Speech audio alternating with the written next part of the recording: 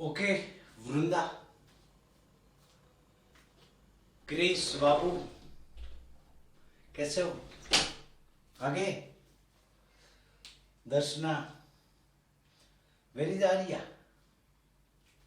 रिधन, ચાલો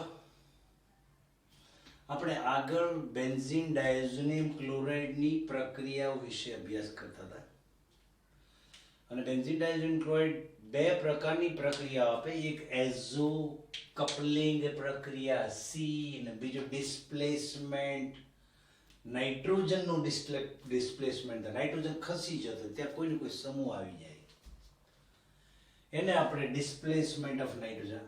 अच्छा, આ પ્રક્રિયામાં કેટલી આવે છે રિએક્શન? ગેટરમેન રિએક્શન જીપીબી, સરસ, જીપીબી, સરસ, બધું આવી જાય એની અંદર.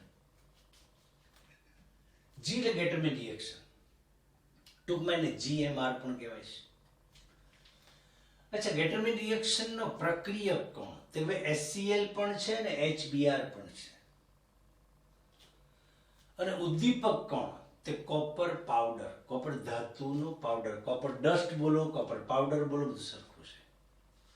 પ્રક્રિયા દરમિયાન HCl દૂર થશે અને નાઇટ્રોજન દૂર થશે, નાઇટ્રોજનનું વિસ્થાપન થશે અને ત્યાં ક્લોરોબેન્ઝીન કે બ્રોમોબેન્ઝીન નિપજ મળશે. એ કેવી રીતે મળશે એ જાણવું હોય.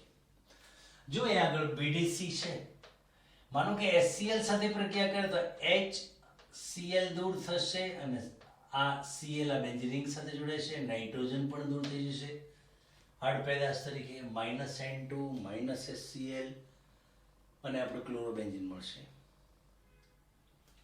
માની લો કે આપણે HBr સાથે પ્રક્રિયા કરી તો રિએક્શન HBr, આ HCl છૂટું પડશે, આ N2 છૂટું પડશે અને બ્રોમિન અહીંયા જોડી જશે, બ્રોમોબેન્ઝીન આપણી નિપજ મળશે. એની પછી આવતું પોટેશિયમ આયોડાઇડ સાથે ગરમ કરીએ તો શું થાય? તો આ BDC છે, કેસ આઈ ને ઉલટો લખો, KCl છૂટું પડશે, નાઇટ્રોજન છૂટો પડશે, -KCl -N2 અને આયોડિન ડાયરેક્ટ આ બેન્ઝીન રિંગ સાથે જોડાઈ જશે એટલે આપણી નિપજ બનશે આયોડોબેન્ઝીન. अच्छा, ફ્લોરોબોરિક એસિડ સાથે પ્રક્રિયા કરો, HBr-BF4, એને આપણે ફ્લોરોબોરિક એસિડ કહેવાય. આ બે સ્ટેપમાં રિએક્શન પતે છે. પહેલા સ્ટેપમાં BDC નો ક્લોરીન અને ફ્લોરોબોરિક એસિડ નો હાઇડ્રોજન બે જોડાઈને HCl દૂર થઈ જશે અને BF4 ડાયરેક્ટ નાઇટ્રોજન સાથે જોડાય છે એટલે બેન્ઝીન ડાયઝોનિયમ ફ્લોરોબોરેટ મળશે આપણને. હવે એને જો ડાયરેક્ટ સીધું ગરમ જ કરો તો આ જે સોલ્ટ છે એને benzene N double bond BF4 એટલે 3 ફ્લોરિન અહીંયા અને ચોથો ફ્લોરિન અહીંયા લાવો. આ બોરોન સાથે 4 ફ્લોરિન જોડાયેલા છે તો આ BF3 હાર્ડ પેદાશ મળશે, નાઇટ્રોજન છૂટો પડશે, આ ફ્લોરિન ડાયરેક્ટ બેન્ઝીન રિંગ સાથે જોડાઈ જશે એટલે આપણી નિપજ મેઇન નિપજ બનશે ફ્લોરોબેન્ઝીન. માની લો કે તમે એક્વિયસ NaNO2 જલી સોડિયમ નાઇટ્રાઇટ સાથે પ્રક્રિયા કરો તો NaNO2 નો ઉલટો લખો, NaCl દૂર થઈ જશે, આ N2 નીકળી જશે અને અહીંયા આગળ બેન્ઝીન રિંગ સાથે NO2 ડાયરેક્ટ જોડાઈ જશે, નાઇટ્રોબેન્ઝીન બનશે. પછી રિએક્શન છે સેન્ડમેયર રિએક્શન. સેન્ડમેયર નામના સાયન્ટિસ્ટે આ રિએક્શન સમજાવેલી હેલોજન દાખલ કરવા માટે. એને આપણે સેન્ડમેયર રિએક્શન કહીએ છીએ. સેન્ડમેયર રિએક્શનમાં HCl પ્રક્રિયક, HBr, KCl આવા પ્રક્રિયકો વપરાય છે. ઉદ્દીપક તરીકે CuCl, જો HCl સાથે પ્રક્રિયા કરો તો CuCl, ક્યુપ્રસ ક્લોરાઇડ. જો HBr સાથે પ્રક્રિયા કરો તો CuBr, ક્યુપ્રસ બ્રોમાઇડ. જો KCl સાથે પ્રક્રિયા કરો તો ઉદ્દીપક તરીકે આપણે CuCl, ક્યુપ્રસ સાયનાઇડ વપરાય. રિએક્શન કેમ થશે? જરા મેઇન વસ્તુ આ છે. આ BDC છે, જો HCl સાથે પ્રક્રિયા કરે HCl દૂર થશે, N2 દૂર થશે, ક્લોરીન ડાયરેક્ટ અહીંયા જોડે છે, આપણને ક્લોરોબેન્ઝીન મળશે. માની લો કે HBr સાથે પ્રક્રિયા કરો તો HCl દૂર થશે, N2 દૂર થશે અને અહીંયા ખાલી જગ્યા પડે ત્યાં બ્રોમિન લાગી જશે તો બ્રોમોબેન્ઝીન આપણે નિપજ મળશે. માનો કે KCN સાથે પ્રક્રિયા કરો તો પોટેશિયમ ક્લોરાઇડ છૂટું પડશે, N2 છૂટું પડશે અને ત્યાં સાયનાઇડ જોઈન્ટ થઈ જશે, એટલે સાયનોબેન્ઝીન કહો, એને તમે બેન્ઝોનાઇટ્રાઇલ પણ કહી શકો છો, ફિનાઇલ સાયનાઇડ. પછીની રિએક્શન રિડક્શન છે. રિડક્શન એટલે હાઇડ્રોજનનું ઉમેરાવું અથવા તો ઓક્સિજનનું દૂર થવું. ઘણી વખત પ્રક્રિયા દરમિયાન ફક્ત હાઇડ્રોજન ઉમેરાતો હોય તો પણ રિડક્શન કહેવાય. ઘણી વખત પ્રક્રિયા દરમિયાન ફક્ત ઓક્સિજન દૂર થતો હશે, હાઇડ્રોજન નહીં દેખાય તો બી એને રિડક્શન કહેવાશે. અને કેટલીક પ્રક્રિયા દરમિયાન તો એવું બી બને કે બંને ઘટના એક સાથે થાય, હાઇડ્રોજન ઉમેરાય પણ ખરો અને સાથે સાથે ઓક્સિજન દૂર પણ થતો જાય. આ પ્રક્રિયાને આપણે રિડક્શન કહો છો, બીજી ભાષામાં હાઇડ્રોજનેશન કહીએ છીએ. સમજે રિડક્શન કરનાર પદાર્થ જે છે ને એ બે પ્રકારના, રિડક્શન કરતા પદાર્થો બે પ્રકારના, એક પ્રબળ રિડક્શન કરતા, એક નિર્બળ રિડક્શન કરતા. SnCl2 + HCl એ પ્રબળ રિડક્શન કરતા છે.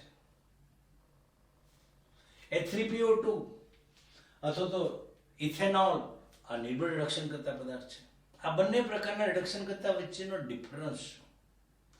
ભાઈ જે નિર્બળ રિડક્શન કરતા પદાર્થ છે ને એની હાઇડ્રોજન દાખલ કરવાની તાકાત ઓછી હોય અને પ્રબળ રિડક્શન કરતા પદાર્થ છે એની હાઇડ્રોજન દાખલ કરવાની તાકાત વધારે હશે. જો અહીંયા આગળ આ નિર્બળ રિડક્શન કરતા પદાર્થમાં ઉદ્દીપક તરીકે વાપરીએ ત્યારે એક જ હાઇડ્રોજન ઉમેરાય છે, જ્યારે પ્રબળ રિડ્યુસિંગ એજન્ટ વાપર્યો ત્યારે બે હાઇડ્રોજન ઉમેરાય છે. H3PO2 ની હાજરીમાં એક હાઇડ્રોજન અણુ ઉમેરાશે, આ BDC છે, હાઇડ્રોજન HCl દૂર થશે, N2 દૂર થશે, હાઇડ્રોજન સીધો બેન્ઝીન સાથે જોડાશે, આ બેન્ઝીન મળશે અને પ્રક્રિયા દરમિયાન N2 HCl અને H3PO3 આપણે આને છોડી દઈએ છીએ, ન ચાલે, જરૂરી છે આ લખવું. તો ઇક્વેશન બેલેન્સ જ તમે નહીં કર્યું, એટલે આ ધ્યાન રાખજો. બીજું નિર્બળ રિડક્શન કરતા પદાર્થ ઇથેનોલની હાજરીમાં હાઇડ્રોજન ઉમેરાય તો કેવી રીતે? CH, જો આ BDC છે, CH3 CH2, CH2 નો એક હાઇડ્રોજન નીચે લખ્યો, single bond O single bond H. આ HCl છૂટું જશે, આ નાઇટ્રોજન વાયુ છૂટો પડશે, આ હાઇડ્રોજન આ બેન્ઝીન સાથે જોડાઈ જશે અને CH અને ઓક્સિજન વચ્ચે ડબલ બોન્ડ બની જશે, CHO એસિટાલ્ડીહાઇડ એને ઇથેનાલ કહીએ છીએ, -N2 HCl CH3 CHO અને ફાઇનલી આપણી નિપજ મળશે બેન્ઝીન. પછી પ્રબળ રિડક્શન કરતા SnCl2 + HCl સ્ટેનસ ક્લોરાઇડ અને હાઇડ્રોક્લોરિક એસિડનું મિશ્રણ છે ને પ્રબળ રિડક્શન કરતા પદાર્થ તરીકે વર્તે. આ પ્રક્રિયા દરમિયાન હંમેશા બે હાઇડ્રોજનના અણુ ઉમેરાય. કેવી રીતે ઉમેરાય? મેઇન વસ્તુ એ છે, જો અહીંયા આ BDC છે, એક હાઇડ્રોજનનો અણુ આ ક્લોરીન સાથે જોડાય HCl દૂર થઈ જશે, આ હાઇડ્રોજન આ નાઇટ્રોજન સાથે જોડાઈ જશે, બીજો હાઇડ્રોજનનો અણુ ઉપરથી ગોઠવાશે, આ બોન્ડ તૂટી જશે, આ ડબલ બોન્ડમાં એક પાઈ બોન્ડ છે, એક સિગ્મા બોન્ડ છે, પાઈ બોન્ડ બ્રેક થઈ જશે, આ હાઇડ્રોજન આ નાઇટ્રોજન સાથે, આ હાઇડ્રોજન આ નાઇટ્રોજન સાથે, તો બેન્ઝીન ઉપર NH સિંગલ બોન્ડ NH2, આને આપણે ફિનાઇલ હાઇડ્રેઝીન કહેવાય છે. બહુ ઇમ્પોર્ટન્ટ રિએક્શન છે કાર્બોનિલ કમ્પાઉન્ડમાં. અને છેલ્લી રિએક્શન સલ્ફ્યુરિક એસિડની હાજરીમાં પાણી સાથે, એક પ્રકારની આ જલ વિભાજન પ્રક્રિયા છે. જલ વિભાજન કોને કહેવાય? આર્યા, જલનું વિભાજન કરીએ, જળના બે ટુકડા થઈ જાય, પાણીના બે ટુકડા થઈ જાય, પાણી અંદરનો બોન્ડ તૂટી જાય. જો અહીંયા આગળ આ BDC છે, આ HOH આ વોટર છે, આ HCl દૂર થશે, આ N2 દૂર થશે અને બેન્ઝીન સાથે OH લાગી જશે એટલે ફિનોલ મળશે. ઘણી વખત તમને રૂપાંતર પૂછે એનિલીનમાંથી ક્લોરોબેન્ઝીન બનાવો તો એનિલીનમાંથી બીડીસી બનાવો પછી ગેટરમેન પ્રક્રિયા કરો તો પણ ચાલે કે સેન્ડમેયર રિએક્શન કરો તો પણ ચાલે. એનિલીનમાંથી આયોડોબેન્ઝીન બનાવો તો બીડીસી એનિલીનનું ડાયઝોટેશન કરીને બીડીસી બનાવી દો અને બીડીસી માંથી પછી આયોડોબેન્ઝીન માટે પોટેશિયમ આયોડાઇડ સાથે ગરમ કરવાનું એટલે ઓટોમેટિક આયોડોબેન્ઝીન મળી જશે.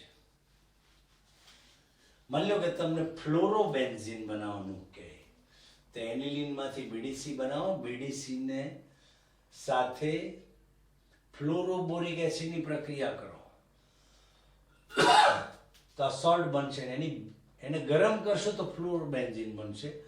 પણ ઘણી વખત વિચિત્ર એનિલીનમાંથી નાઇટ્રોબેન્ઝીન બનાવો, એનિલીનમાંથી Na2 ગ્રુપ ધક્કો મારીને આપણે NO2 દાખલ કરવાનો છે તો એનિલીનમાંથી બીડીસી કન્વર્ટ કરી દો ને એની ફ્લોરોબોરિક એસિડ સાથે પ્રક્રિયા કરો, આ સોલ્ટ બને. એની Na2 સાથે પ્રક્રિયા કરો તો નાઇટ્રોબેન્ઝીન મળશે.